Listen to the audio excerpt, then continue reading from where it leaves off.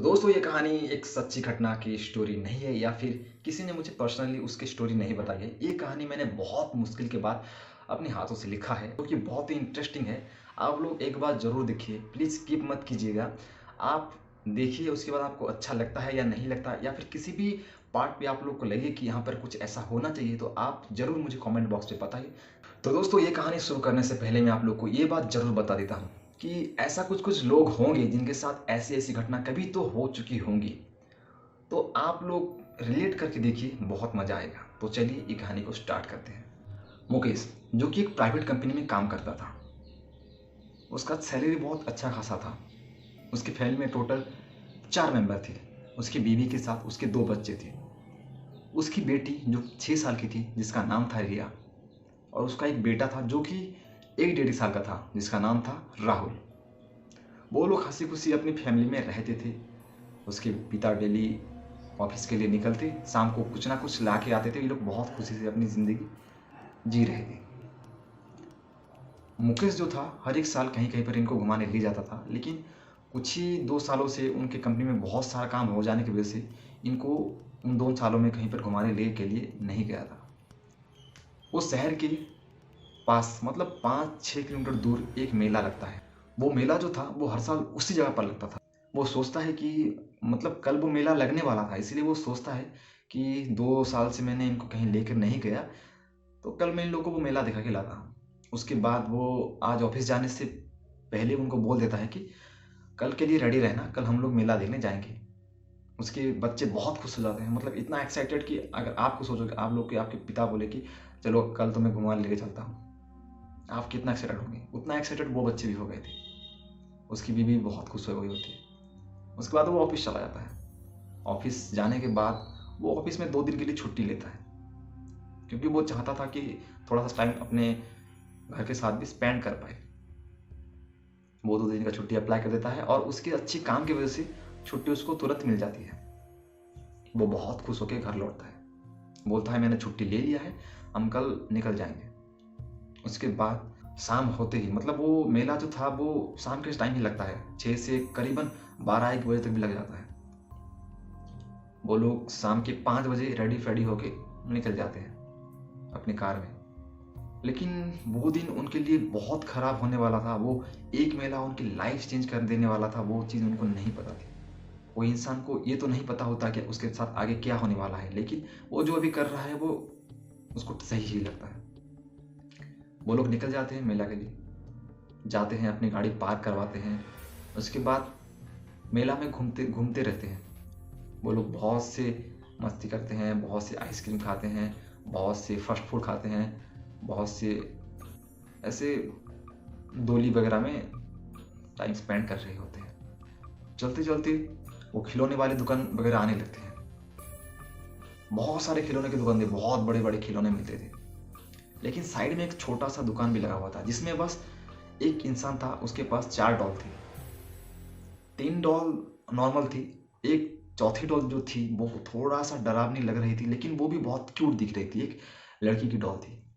और वो जो इंसान उसे बेच रहा था वो भी थोड़ा मिस्टीरियस लग रहा था, मतलब वो जो इंसान था वो भी थोड़ा, उसको देखोगे तो आपको थोड़ा डर लग जाएगा। लेकिन कुछ गांव के लोग ऐसे होते हैं जिनको हंसी मजाक करना बहुत पसंद नहीं होता, वो इंसान उस टाइप का था। किसी वजह से रिया का मन वो चौथी डॉल के ऊपर आ जाता है। इतने बड़े बड़े खिलौने की दुकान थी, इतने बड़े बड़े खिलौने थे, बहुत सारे महंगे खिलौने, बहुत सारे अच्छे अच्छे खिलौने थे, लेकिन रिया का मन बस उसी खिलौने के ऊपर जाता है। उसके पिता देखते हैं, वो शॉपकीपर को नहीं बोलते, खरीदने के लिए मना कर रहे होते हैं, लेकिन रिया बहुत जिद करती है कि उसे वही डॉल चाहिए, क्योंकि शायद किसी वजह से रिया उसी डॉल पे पूरा खो गई होती है। उसको शायद जैसे कोई हिप्नोटाइज करके उसको उसी डॉल खरीदने के लिए बोल रहा हो, ऐसा उसके साथ होता है। वो बहुत जिद करती है, उसके पापा मना करते हैं तो वो रोने लगती है। तो इसको देख के वो उसी दुकान के पास चले जाते हैं। डॉल बहुत बड़ी थी, मतलब एक 2 साल के बच्चे जितनी बड़ी तो थी, लेकिन उस डॉल का प्राइस बहुत कम था। डॉल के हिसाब से बहुत कम था, क्योंकि वो प्राइस कम से कम 2-3 हज़ार से कम तो नहीं होना चाहिए उस डॉल का प्राइस, लेकिन वो जो शॉपकीपर था उसको 600 रुपये 700 रुपये में दे देता है और खुशी खुशी वो डॉल खरीद लेते हैं। रिया वो डॉल को पकड़कर बहुत खुश रही थी, जैसे कि उसको कोई सोने की खदान मिल गई। वो डॉल को जब मतलब सारा मेला खत्म हो जाता है, उसके बाद वो डॉल को लेके जाने लगते हैं। उसके पापा आगे कार चला रहे होते हैं, उसके बगल में रिया बैठी होती है। वो बहुत जिद करती है कि आगे की सीट में बैठना है, वो आगे बैठी होती है और पीछे उसकी मम्मी और उसका जो छोटा भाई था उसके साथ वो डॉल था। रिया की जो मम्मी थी जिसका नाम था राधिका, उस डॉल जो बैठा होता है, मतलब डॉल भी बोला था ना 2 साल के बच्चा जितना है, तो वो डॉल भी उस सीट पे बैठा दिया होता है डॉल को भी। तो रिया की मम्मी को लग रहा होता है कि उसके पास वो डॉल नहीं है बल्कि कोई लड़की बैठी हुई है। उसको उसको ऐसा गट्स फीलिंग आने लगता है, तो वो उस तरफ देखती है तो वहाँ पर कोई लड़की नहीं होती। उसको थोड़ा थोड़ा भाइब, थोड़ा थोड़ा हॉरर भाइब आने लगता है। मतलब उसको पहले से ही थोड़ा थोड़ा डाउट होने लगता है कि इस डॉल में कुछ तो प्रॉब्लम है। लेकिन उसकी मम्मी सोचती है कि ये तो एक साधारण सी डॉल है, इसमें क्या ही प्रॉब्लम होगी, ये सोच के वो उसको नज़रअंदाज कर देते हैं। उसी टाइम पे बारिश हो रही थी, बिजलियाँ बहुत कड़क रही थी, बादल गरज रहे थे। वो जब घर जा ही रहे थे, एक पेड़ रास्ते में गिर जाती है, लेकिन उनकी किस्मत अच्छी थी कि वो पेड़ उसके आगे गिरती है, कार के आगे, उनके ऊपर नहीं गिरती, तो ये लोग बच जाते हैं। उसके बाद कार थोड़ा ख़राब हो गया था क्योंकि वो पेड़ गिर गया था, आगे की वो इंजन होता है वहाँ पर गिर गया तो थोड़ा ख़राब हो गया। तो ये लोग कॉल करते हैं और एक ऑटो लेके दूसरे रास्ते से घर से जाते हैं। उसको मैकेनिक को बोल देते हैं, ये गाड़ी ठीक करके घर में भेज देना। तो मैकेनिक आता है, उसके गाड़ी में कार को कैब करके ले जाता है।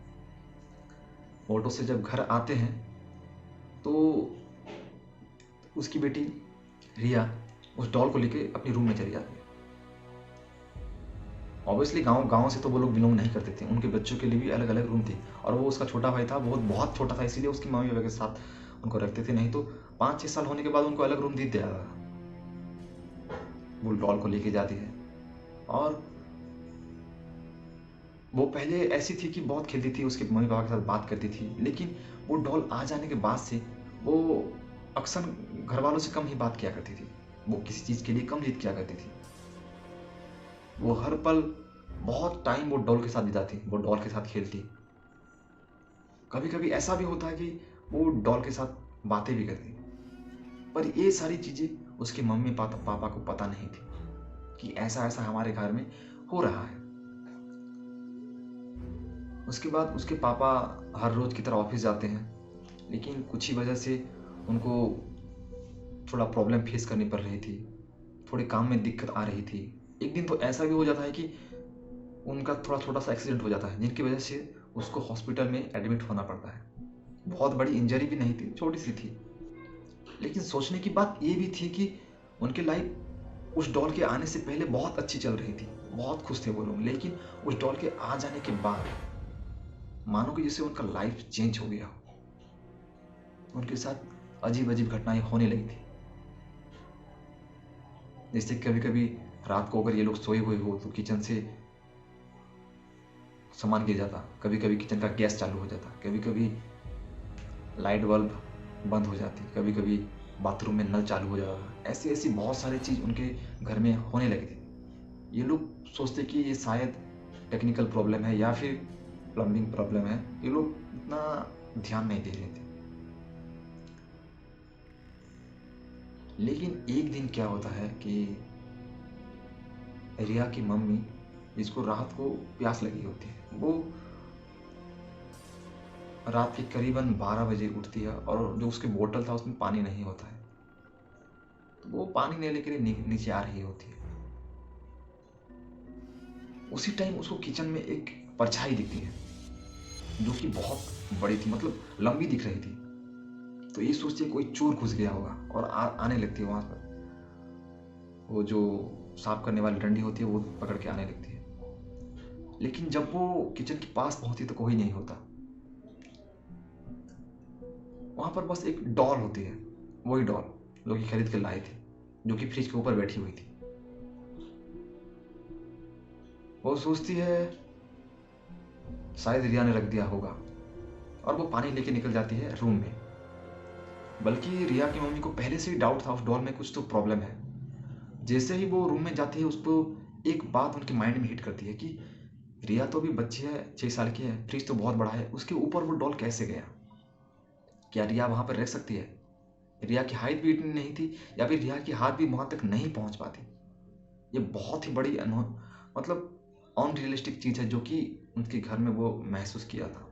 उसके बाद पहले से तो वो बहुत सी चीज़ें ऐसे महसूस कर रही थी, लेकिन ये चीज़ बहुत अनएक्सपेक्टेड थी।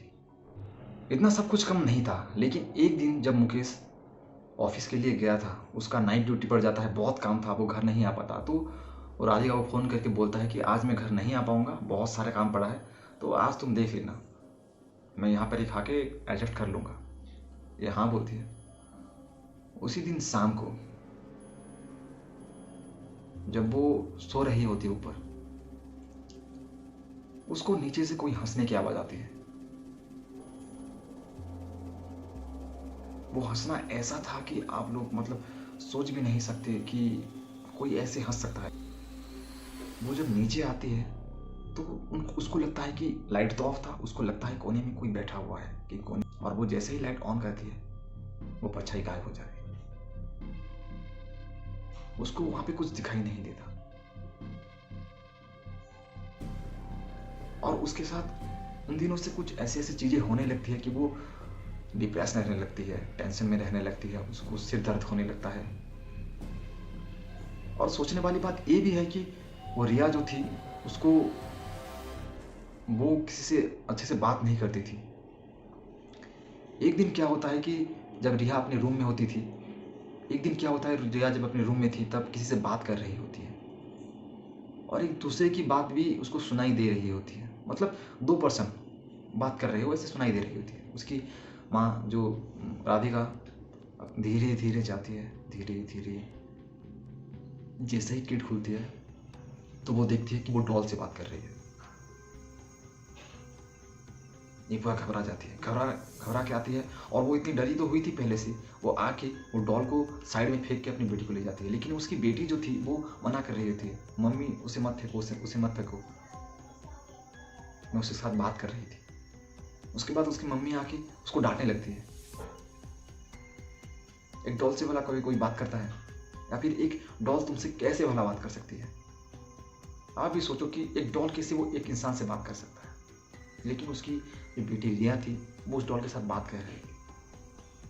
वो बहुत डांटने लगती है, बहुत धमकाती है कि बोलती है उस डॉल के पास तो कभी गई तो देख लेना। उसके बाद वो रिया को सोफे पे बैठा के वो डॉल को लेने जाती है। वो डॉल को लेके कूड़े वाली गाड़ी में फेंक देती है। फेंकने के बाद वो बहुत खुश थी। अच्छा हुआ कि उस डॉल को मैंने फेंक दिया। उसके बाद अगली वाली रात एक ऐसी चीज हो जाती है जो सुन के पूरा आपके रोंगटे खड़े हो जाएंगे। अगली रात जैसे ही होती है तो राधिका क्या होती है, क्या कि राधिका को कुछ अजीब ही फीलिंग्स होने लगती है कि शायद रिया अपने रूम में नहीं है। ऐसी कोई सपना देखती है, शायद सपने की वजह से बोल सकते हो या फिर कुछ ऐसी चीज़ों की वजह से बोल सकते हो। वो चेक करने के लिए आती है, और जैसे ही राधिका उस दरवाजे को खोलती है वो सीन देख के पूरा हक्का बक्का रह जाती है, पूरा उसका दिमाग हिल जाता है। और वो चीज़ क्या थी गाइस, पता है आपको? रिया किसी के गोदी में सोई हुई थी।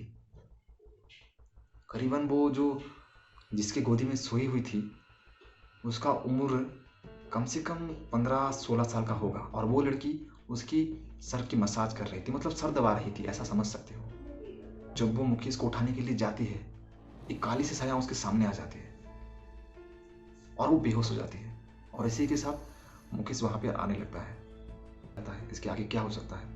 तो दोस्तों, इसका पार्ट 2 मैं रिकॉर्ड नहीं किया हूँ। पार्ट 2 2 दिन के अंदर आ जाएगा।